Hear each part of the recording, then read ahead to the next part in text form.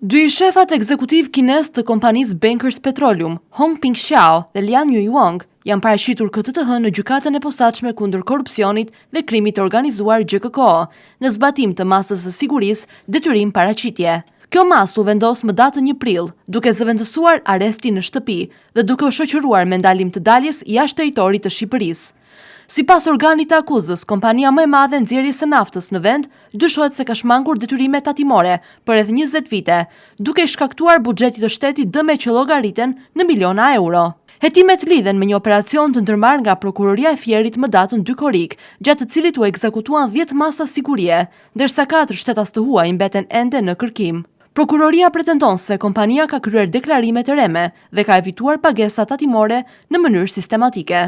Sipas të dhënave hetimore për periudhën 2004-2024, Bankers Petroleum ka realizuar shitje dhe eksporte nafte me vlerë rreth 532 milion euro, ndërkohë që ka raportuar humbje të vazhdueshme, të cilat në total arrin në 11.7 miliard euro. Çështja mbetet ende në shqyrtim, ndërsa pritet që hetimet të zbardhin plotësisht mekanizmat e dyshuar të shmangjes fiskale.